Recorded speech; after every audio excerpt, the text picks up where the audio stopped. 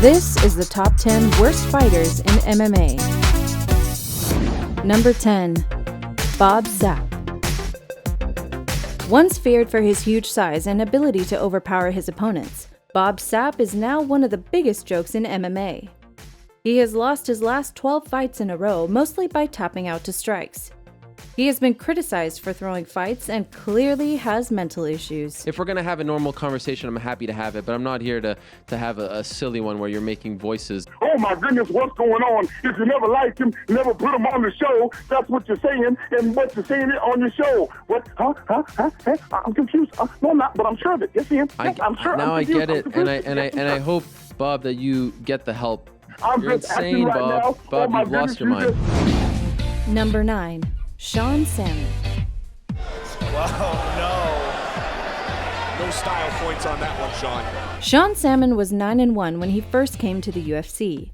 His first fight was against Ultimate Fighter winner Rashad Evans. Sean held his own and was arguably winning the fight until Rashad connected with one of the most brutal head kicks ever seen in MMA.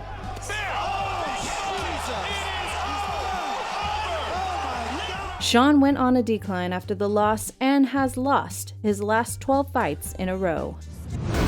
Number 8. Ross Pointon. During the Ultimate Fighter Season 3, Ross Pointon showed an incredible lack of skill, but also showed the will to fight anyone at any time. He lost to Kendall Grove by submission, but after Matt Hamill was injured, Pointon stepped up and fought Michael Bisping. So what do you think? If you had the opportunity to fight again now? Yeah, definitely, man. What if it was at 205 pounds? Yeah, definitely. Let's get it on, man. Pointon was TKO'd early in the fight. He was still offered a fight on the Ultimate Fighter finale where he was choked out by Rory Singer. Ross currently has 6 wins and 17 losses. Number 7. ELVIS SINOSIC. There are some fighters whose only purpose is to make other fighters look good. ELVIS SINOSIC is one of those fighters. ELVIS won his first UFC fight against submission specialist Jeremy Horn, which most people wrote off as a fluke. ELVIS SINOSIC, victorious in his UFC debut. ELVIS went on to take epic beatings from Tito Ortiz, Alessio Sakara, Michael Bisping, and many more. That's it. He retired in 2007 with a record of 7 wins and 11 losses. Number 6. Wayne Weems. With 12 wins and only 2 losses, Wayne Weems doesn't seem likely to be a candidate for this list, until you watch him on The Ultimate Fighter Season 5. Yeah, Wayne, I don't think he has too much skills. His stand-up game is not there. His ground game is not there. His endurance is not there. Weems was demolished by Gray Maynard in just 2 minutes. The surprising lack of skill called his 12-2 record into question, as most of his opponents have never fought before. Number 5. KIMBO-SLICE. With 0 ground game, it's shocking KIMBO-SLICE has any MMA victories at all.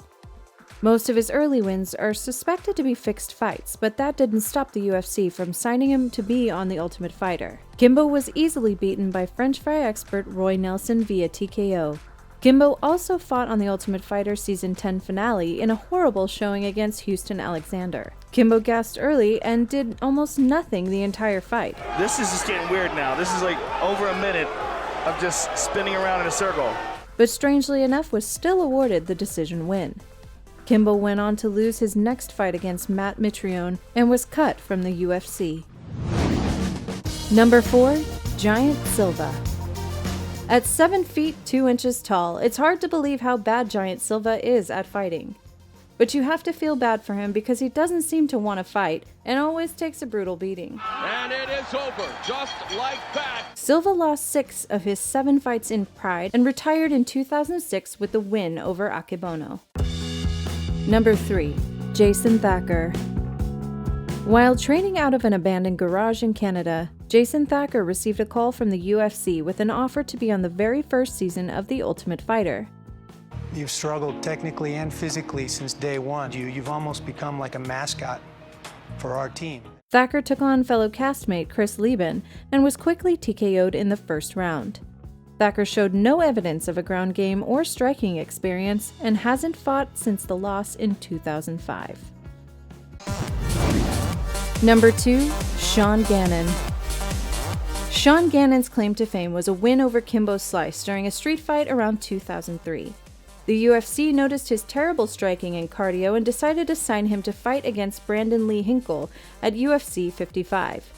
Gannon was quickly taken to the ground and was on the receiving end of Hinkle's ground and pound. The fight was stopped in the first round and Gannon was never heard from again. Number 1, James Toney. James Toney was a former boxing champion with no MMA experience at all. So the UFC quickly signed him to a contract when Toney showed interest in competing in MMA. Like I said, once he put his money where his mouth is, who's better, MMA or boxing? Toney was matched against former UFC champion Randy Couture in what would barely be considered a fight. Toney was taken to the ground and he realized that he made a terrible mistake entering MMA. Toney was submitted early in the first round with an arm triangle and retired from the MMA. I mean, this is what I kind of thought would happen, but I hoped it would be more competitive. Thanks for watching. Be sure to subscribe.